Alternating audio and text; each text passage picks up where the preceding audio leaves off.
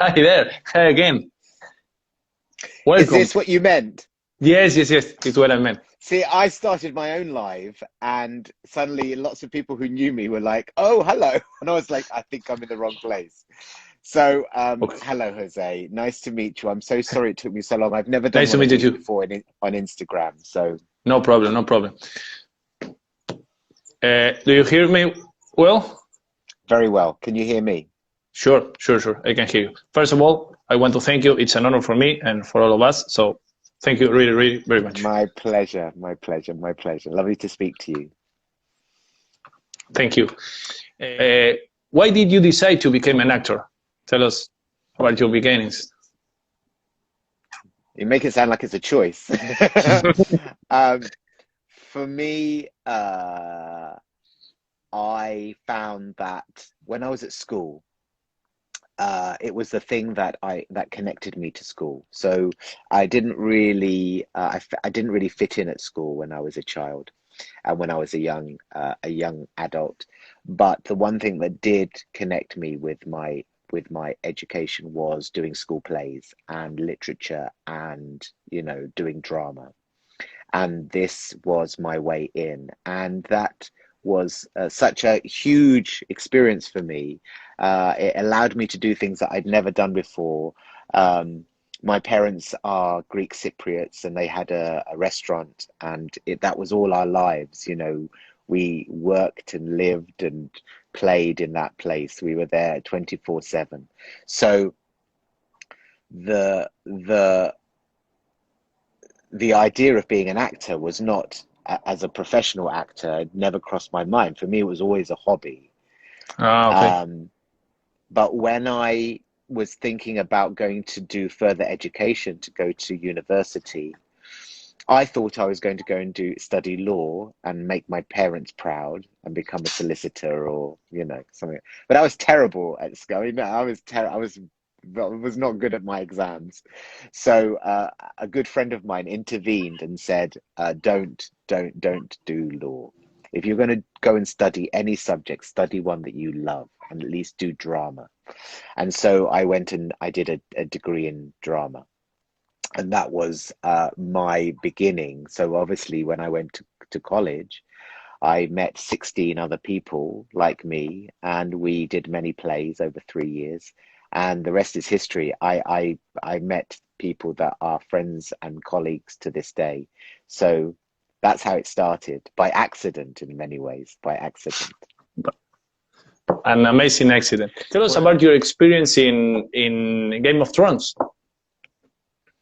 So I was very lucky because I had a good professional relationship with the casting director, Nina Gold.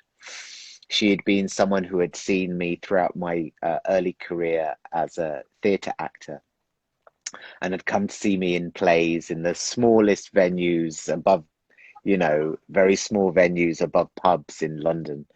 And of course, when they were looking for actors for Game of Thrones, they were looking for so many British actors. So they cast their nets very, very far and wide. And I was lucky enough to get called. My agent at the time sent me an email with a breakdown for the character of Lord Varys. That was the character I read for. And I think the scene that I learnt and I prepared for them was the one when he goes in the first season. He goes to Eddard Stark when he's in prison, and he says Mm-hmm. to him, say that you're sorry and that you were wrong, and take the black and go and join everyone at the wall. And this is the way that you can keep your family safe. It was a great scene. And it's great the way that Conliffe did it as well, in the much better than me. So I did that as my audition. They liked the reading, but I didn't. They didn't think I was right for that part. But they did send me Syrio to read.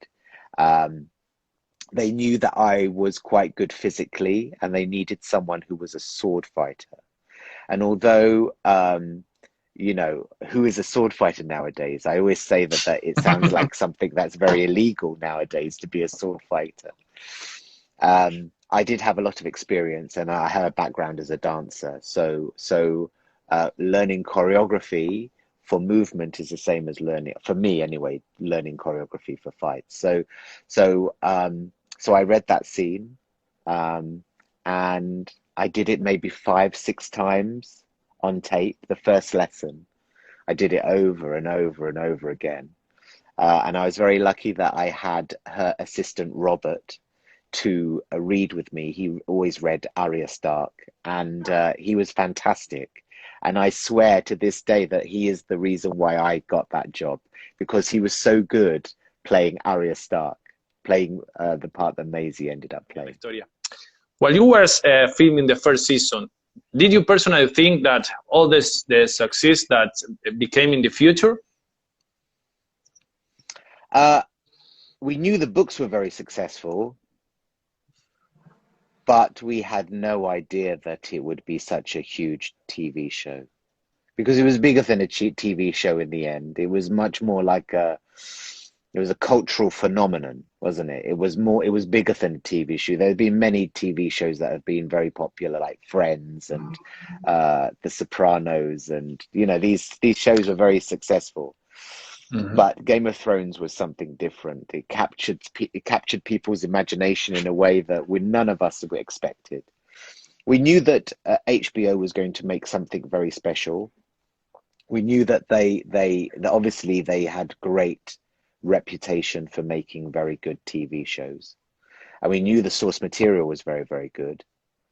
Even though most of us in the cast had never read the books, we weren't even aware of the books when we first worked on it. But I read the first book before we started filming, and I really liked it. I thought it was really, really original and very, very a really nice new take on fantasy, and all the team, and of course the cast. When we did the first read through of the first 3 episodes, what an amazing room to be in. It was full of some of the best actors in the world. And so after when we made that first season, we knew that it was going to be good because of the amount of time. And I remember Sean Bean saying how you never see this amount of detail and time spent on making a TV show. You just never do. So as a man who obviously had a lot of experience of working in TV and film, for him to say that, it was like, it must have been different. What do you think about the end of the series, personally? Personally, I think it was tough because they didn't have any more material to work with, and I think the joy and the surprise and the reason why it was so interesting, the show and the storytelling, was the source material, because it wasn't predictable, and it dealt with things in fantasy that no one had ever really dealt with in fantasy. The level of politics and scheming, and the character development, where 1 minute you hate a character and then you see them develop into a very different type of person. This was very, very original and very, very exciting. And then after season 5, it really I think it suffered because of it. I was a big fan. I watched it avidly when it first came out, and would always be watching it as soon as I knew it had been released. No matter where in the world I was, I would always be watching it. And for me, I was disappointed with the last 2 seasons. Not just the last season, but the season 7 as well. And I just thought that, and I understand why, because it's tough when you don't. I mean, I think David and Dan did an amazing job filling in gaps and adapting the books to a TV format. I think people sometimes don't give them enough credit for exactly how well they did that, and they really did do that fantastically well. but I just feel like it felt rushed the last two seasons, and I still don't really understand why they. Maybe it's because they didn't have the material, so they couldn't. They didn't have quite the level of detail, to work with that they would have had if they had the books. But I always feel like it should have had 10 episodes the last, each season. I think they should have spent more time on it. As the production grew, I think it made it very difficult keep the level, because it takes so long to make. Imagine Sure. 10 hours, 10 hours of real high concept, high budget film. This is not, it was beyond TV shows by that point. They were making like, mini movies. And we must never underestimate how difficult and how much time that takes. But I think they could have afforded to take that time. I think they could have had every 2 years you would have got a season. But this stuff costs a lot of money, and it was getting bigger, and the budgets were getting bigger and bigger. So I personally was disappointed the last two seasons. I wasn't that disappointed with how the story turned out, but a lot of people have a problem with Bran being the person on the throne, but I really buy it. I don't buy the character of Bran that was represented in the TV show, but I think when George finishes the books, I think it will make a lot more sense that this kind of godlike figure ends up ruling Westeros. I think it will make much more sense in novel form. It's hard to get these characters to understand their inner life and what goes on inside when you're using a visual medium. Okay. Now I want to ask you about your experience in Star Wars. Oh, what is there to say? It was like I'm a huge fan. So I was in one of the most successful fantasy TV shows, right? But the genre that I love the most is science fiction, and particularly Star Wars. I'm a huge Star Wars fan. I'm old enough to have watched Empire Strikes Back at the cinema when it first came out, right? That's how old I am. So I really love Star Wars. And so I think I was in America doing a tour of a play, and my agent phoned me up and said that this is so hilarious. J.J. Abrams wanted me to be involved in his new film. Everyone knew that he was making Star Wars at this point. And there was no audition. He just said, are you interested in playing a small part? Are you available these dates? And of course, we all kind of have to be professional and be cool about it and go, yes, we're going to look at the dates and see if we can make it. But inside, I was like, that's amazing. I was really, really excited. Exactly. So that was really exciting. But at the same time, it was really strange because, of course, you knew nothing about what you were going to do. Up until the day we shot the scenes, we didn't know anything about what we were going to be doing. It was all, incredibly secret. And one of the biggest secrets was what on earth the story was going to be, and that was under wraps. I think the main protagonist knew what was going on, but the rest of us, I mean, there were even like costume designers who were like going, yeah, we haven't even read the script, and we're actually designing costumes, right? So it was on a need to know basis what we ended up doing. But exciting secrets like going to Pinewood. This is before you were filming and being measured for your costume, and then going back 2 weeks later and meeting the designer, who is obviously, McQuarrie, the legend.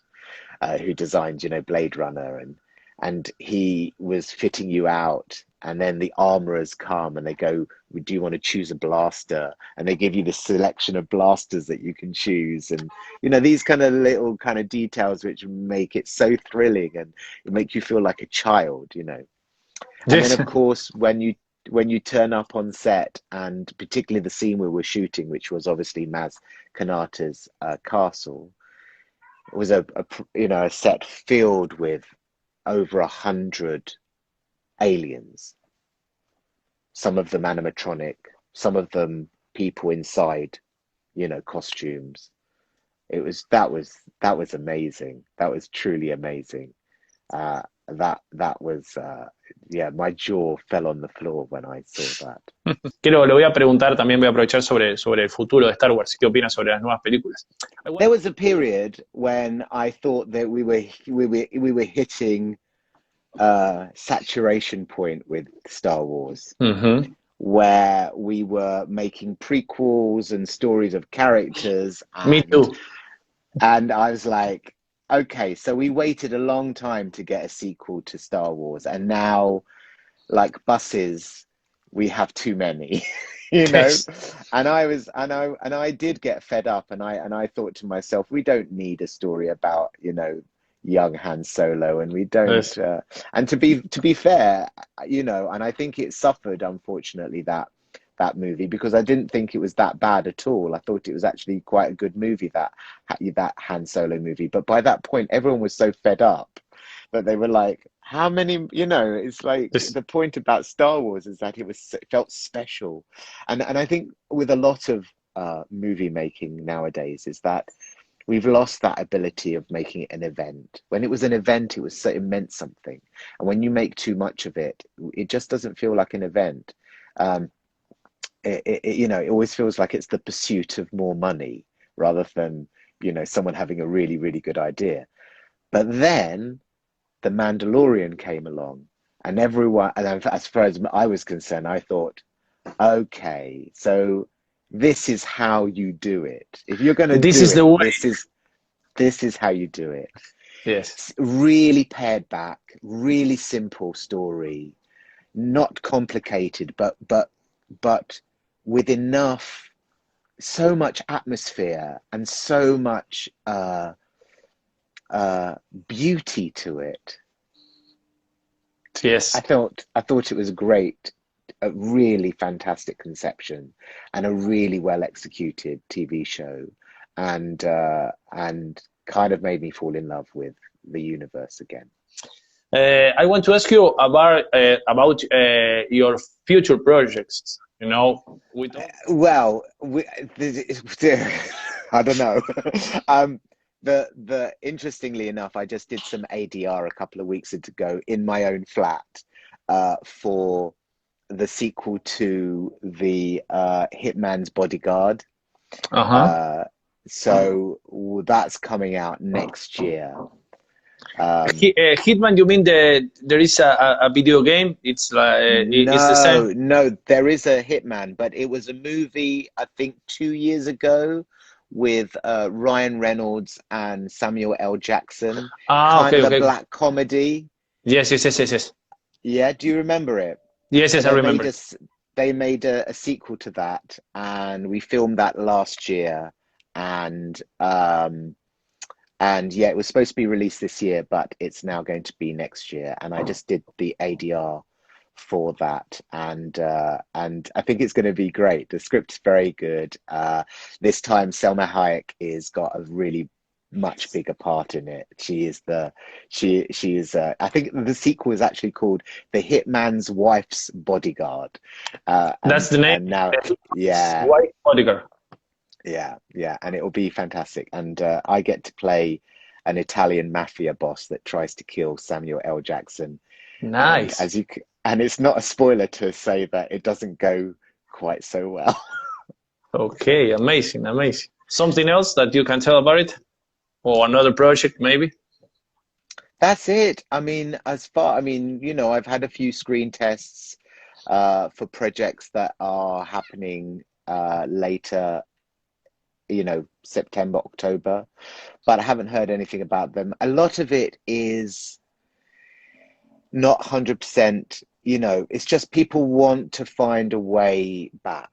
No one really Yes, knows yes, yes. how they're going to do it. So even these projects that you're kind of auditioning for are, you know, a little bit just an outline. They're not 100% set down because no one really knows. You know, you see what's happening in America.